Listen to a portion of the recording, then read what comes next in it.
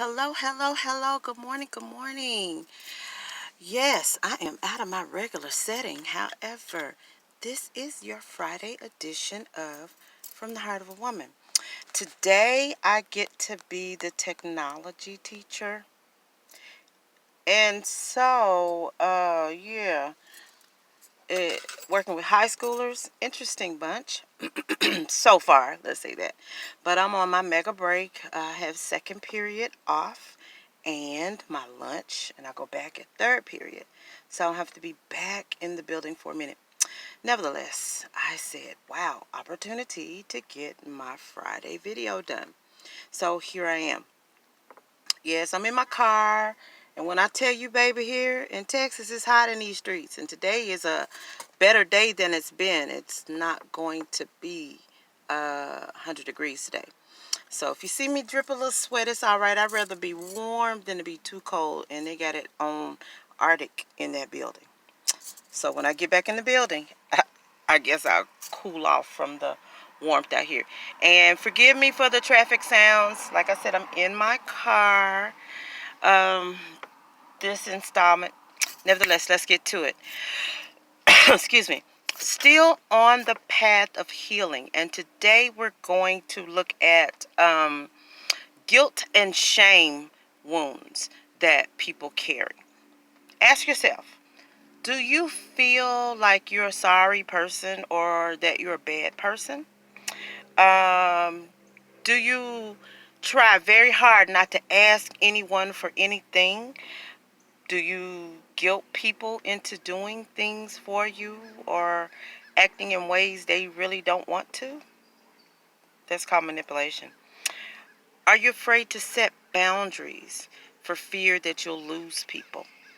Um, do you attract people that try to make you feel guilty about anything? If you've answered yes to most of these questions, you probably are carrying wounds around guilt and shame.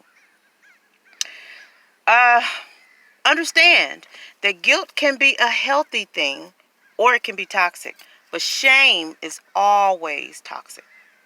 Guilt has to do with feelings around your behaviors or your actions, even actions taken or not taken. Shame is a basic devaluing of your own self-worth. Now, like I said, guilt can be healthy or toxic. Let's talk a little bit about healthy guilt. Um, Healthy guilt is about feeling remorseful for our own inappropriate behaviors. Yes, there are sometimes we should feel guilty. If we lie to a friend or betray someone's trust, we should feel guilty about that, right? However, toxic guilt is where you're blaming yourself for things that you are not responsible for. For example, if your partner becomes intimate with someone else, if they cheat on you, um, instead of being angry about the situation, you're wondering, what did I do wrong? How can I fix it? How can I make him love me? How can I change? Uh, no, that's not anything you need to be trying to work on changing. Let's talk about shame for a minute. Shame makes you feel defective, unlovable, and inadequate. Shame is very painful because the feelings of unworthiness that can impact your mood, that can impair relationships. Shame, because it makes you devalue yourself, make you feel like you're defective and nobody wants you. Now, toxic guilt and shame are often the result of growing up in dysfunction, of being neglected, being bullied in life. And when you're in the midst of dysfunction, those people that are in the midst of dysfunction and are in toxic guilt and shame begin to feel like they are dysfunctional. They are the dysfunction in the situation. Um, when people who are suffering from guilt and shame are being treated like garbage, they begin to feel like they are garbage. Mm, mm, mm, mm. When truly that is not the case, truly that is not so. So, let's talk about 4 things today so that we can get past and heal ourselves from guilt and from shame. First thing we need to do is we need to truly acknowledge the situation, such as acknowledge what our part is in a current situation and what our part isn't. We need to look at situations and circumstances and truly begin to analyze them in an objective manner. What does that do? That helps you see the authentic truth. There may be situations where, yes, you may have behaved inappropriately. And so, yes, you should feel some guilt behind that, some remorse behind that, and take the necessary steps to fix it. However, if you see that it is not your fault, if a thing was beyond your control, there's nothing for you to feel guilty about. Therefore, nothing for you to be ashamed of.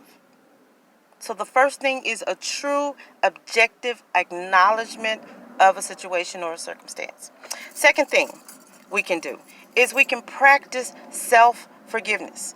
Why do we need to? A lot of times we're our own worst critic, our own worst enemy. True or false? You know it's the truth. You know it's the truth. You know it's the truth.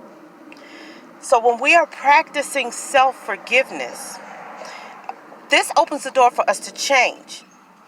Why? Because we can release resistance, and this allows us to deepen our connection with ourselves. This also helps us to deepen our connection with humanity because we are quick to give other people a break, but won't give ourselves a break. Because we're human as well. We're quick to give other people a second chance, a third chance, a fourth chance, that boundary setting thing. And we don't give ourselves another chance. We just condemn ourselves or judge ourselves. We've got to practice self-forgiveness. If you messed up, say, yeah, I've messed up, and forgive yourself. Third thing we can do is we can release the need to be perfect. Understand that when you're engaging in a task or a circumstance, that a failure does not make you a failure. You're not a failure because you failed at a task or you failed at a relationship or that you did something wrong. That does not make you a failure. Meaning you maybe failed in that situation. When you are ingrained in the idea of perfection, when you don't hit your quote-unquote perfect mark, you will consider yourself the failure instead of understanding and learning from your failure in that situation. Yeah. So release perfection because, baby, you're human. We all are subject to make mistakes. We're all subject to make bad choices, bad decisions. It happens to the best of us. Trust me, it does.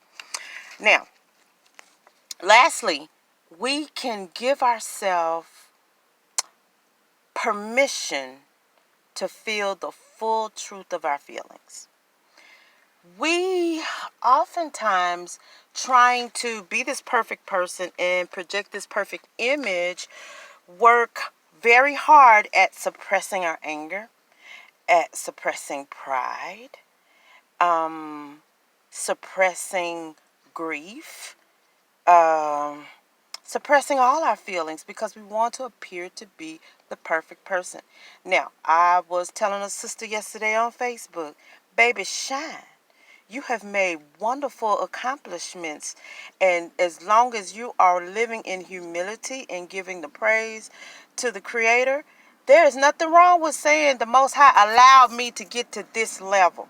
I got a brag wall at home with all my degrees, all my acknowledgments, all my accomplishments. And when someone sees it, they go, wow, you did a lot. I said, it was nothing but the power of the Most High in me, working through me to get me to this level. It's okay to feel pride. It's okay to feel anger. If you're angry at a situation, a circumstance, feel it. Allow it to go through you instead of bottling it up or suppressing it. If you are feeling sadness and grief, feel it. Don't suppress it. Don't bottle it up. See, when you allow yourself the full spectrum of your emotions, it can provide an opportunity for you to be creative, to be original, to be innovative, to find your passion and vitality in life. You gotta feel what you feel. Just feel it in inappropriate ways as not to cause damage or trauma to other people.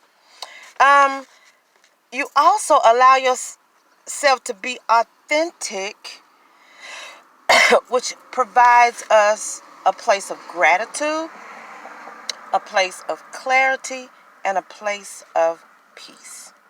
Now, those are 4 things we can do to move out of guilt and shame and move into healing. Because at the end of the day, we have to learn how to be more loving to ourselves, to be more nurturing to ourselves in order to heal ourselves from guilt and shame.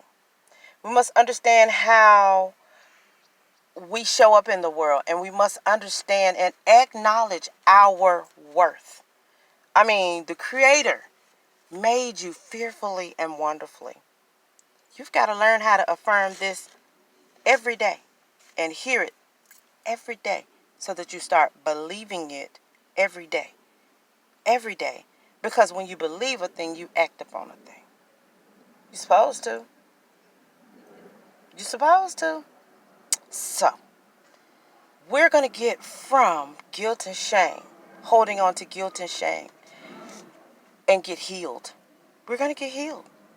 We're going to get healed because we are fearfully and wonderfully made.